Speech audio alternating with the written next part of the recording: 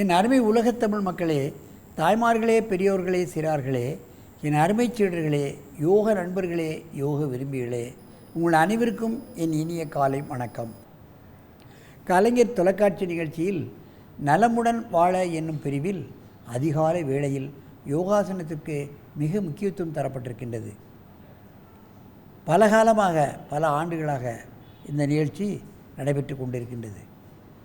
தொலைக்காட்சியில் வரும் பல்வேறு நிகழ்ச்சிகள் ஏதோ ஓரிரு ஆண்டோடு நின்றுவிடும். இது 10 ஆண்டுகளுக்கு மேன்பாகவே இந்த நிகழ்ச்சி நடைபெற்று கொண்டிருக்கின்றது. இந்த யோகத்தின் முக்கியத்துவத்தை உணர்ந்து கலைஞர் அவர்கள் இதை தொடர்ச்சியாக மக்களுக்கு இதை செய்யக்கூடிய முக்கியமான பயிற்சி என்ற காரணத்தினால் தொடர்ந்து 10 ஆண்டுகளுக்கு மேன்பாக நடந்து கொண்டிருக்கிறது. வேறு எந்த தொலைக்காட்சியிலும் தொடர்ந்து இந்த நிகழ்ச்சி நடைபெறுவதில்லை. எல்லா தொலைக்காட்சியிலும் யோகாசனம் நடைபெற்றால் மக்கள் பயனடைவார்கள், நோயின்றி வாழ்வார்கள். அதற்கான ஏற்பாடுகளை எல்லா தொலைக்காட்சி நிலையங்களும் இந்த யோக நிகழ்ச்சியை நீங்கள் கடைபிடிக்க வேண்டும் என்று நான் உங்களை மிக பணிவன்போடு கேட்டுக்கொள்கிறேன். அந்த நிலையில் இன்றைக்கு பாருங்கள், நமது அரங்கிற்கு காரைக்கால் எங்கே இருக்கின்றது, சென்னை எங்கே இருக்கின்றது பாருங்கள். 3 மாணவர்கள், ராம்பிரகாஷ் 14, ஹரிபாலா 9, கனிஷ்கா 7, 3 பேர் இங்கே வந்திருக்கிறார்கள். அவர்கள் சண்முகா யோகா ஆசிரமத்தில் காரைக்காலில் பயின்றவர்கள். அதன் ஆசிரியர் சிவகுமார் வெகுகாலமாக அங்கே யோகா நிலையங்களை நிறுவி மக்களுக்கு இந்த யோகக்கலை வளர்த்து கொண்டிருக்கின்றார். அந்த சிவகுமாருடைய சகோதரர் என் பையன் ஹாங்காங்கில் நடத்தும் யோக சென்டரில் பல காலமாக அங்கே இருந்து பணி செய்தவர். அற்புதமான ஆசனங்களை எங்கள் வெளிநாட்டுக்காரர்களுக்கெல்லாம் கற்பித்தவர். யோகமே தன் குடும்ப வாழ்க்கை என்று அங்கே நடத்தி கொண்டிருக்கிறார்கள் சிவகுமார். அந்த நிலையில் நமது 3 மாணவிகளும் ஒரு கை தூக்கிய ஒட்டகாசனம், உசட்டாசனத்தை செய்யப் போகிறார்கள். என் அருமை மாணவர்களே, நீங்கள் பத்மாசனத்தை கலைத்துவிட்டு ஒட்டகாசன நிலைக்கு வாருங்கள். முதலில் வலது கையை தூக்க வேண்டும், ரைட் ஹேண்ட், அப்புறம் லெஃப்ட் ஹேண்ட். முதலில் வலது கையை ஒட்டகாசனத்தில் தூக்க வேண்டும். காலை அகலமாக வைத்துக்கொள், பின்னாலே அகலமாக வச்சுக்கணும். அப்போ தான் இந்த ஆசனம் இலகுவாக செய்ய முடியும். நீ காலை பின்னால் அகலமாக வை, மேலே பாரு. கையை மாற்றி வைத்துக்கொண்டு அழகாக செய்கிறார்கள் பாருங்கள். ஒரு கையை மட்டும் வைத்துக்கொண்டு பின்னால் வளைவது என்பது முடியாது. முதுகெலும்பை வளைக்க வளைக்க வளைக்க வாலிபம் மேல் கூடும். அதுதான் இது முக்கியமான நிகழ்ச்சி. அப்படியே இது முக்கியமாக ஆஸ்மா பேஷண்ட்டுக்கு இந்த ஆசனம் முழுமையாக நிவர்த்தி செய்யக்கூடியது. 20 வருடம் 30 வருடம் ஆஸ்மாவில் கஷ்டப்பட்டவர்கள் கூட மாலையிலும் படுக்க போகும்போது இந்த ஆசனத்தை செய்துவிட்டால் முழுமையாக இந்த ஆஸ்மாவிலிருந்து விடுபட்டு விடலாம். மெதுவாக இந்த ஆசனத்தை கலையுங்கள்.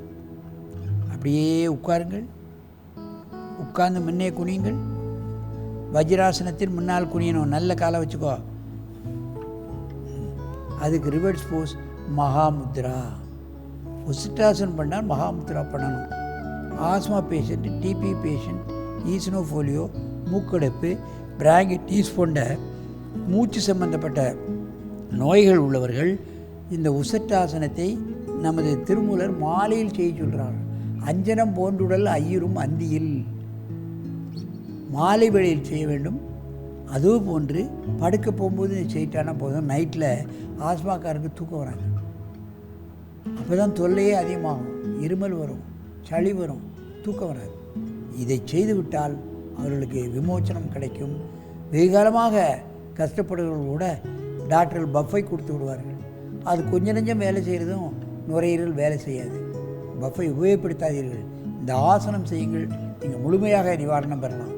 அடுத்தால் இன்னொரு தடவை செய்யுங்க. என் அருமை மாணவர்களே, மெதுவாக எழுந்துருங்க.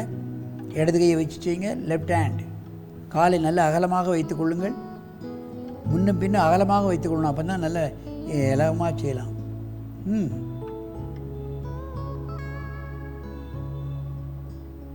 கொஞ்சம் மூச்சு இழுங்க. நல்ல மூச்சு இழுக்கணும். மார்பு விரிந்து இருக்கின்ற காரணத்தினால் மூச்சை இழுத்தால் மூச்சு உள்ளே போகும். சுருங்கி கிடக்கக்கூடிய அந்த நுரையீரல் விரிவடையும். நுரையீரல் சுருங்கினா விரிவடைய மாட்டேங்குது, விரிஞ்சா சுருங்க மாட்டேங்குது. அதனுடைய ஸ்பாஞ்ச் போன்ற நிலைமை அப்படி ஆகிவிட்டது. சளி தொல்லை இருக்கிற காரணத்தினால் அந்த ஸ்பாஞ்ச் போன்று இருக்கக்கூடிய துவாரங்களில் சளி அடைத்துக் கொள்கிறது. ஆகவே அதை சுருக்கவும் முடியல, விட முடியல. இந்த ஆசனத்தில் மூச்சை இழுக்க இழுக்க சளியெல்லாம் குறைந்து ஆஸ்மா கண்டிப்பாக கட்டுப்படும். இந்த ஆசனத்தை கலையுங்கள், மெதுவாக உட்காருங்கள், முன்னால் குனியுங்கள். மகாமுத்ரா, பின்வளைவு ஆசனம், முன்வளைவு ஆசனம், மாற்றாசனம். மெதுவாக எழுந்திருங்கள்.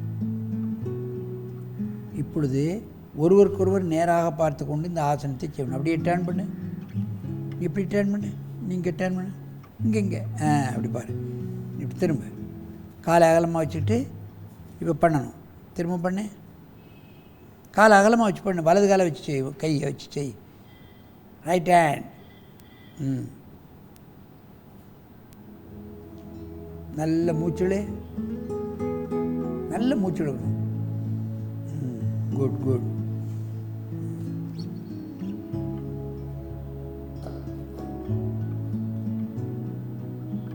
மெதுவாக இந்த ஆசனத்தை கலை உட்காரு. அப்படியே முன்ன குனி, உட்கார்ந்து முன்ன குனியணும்.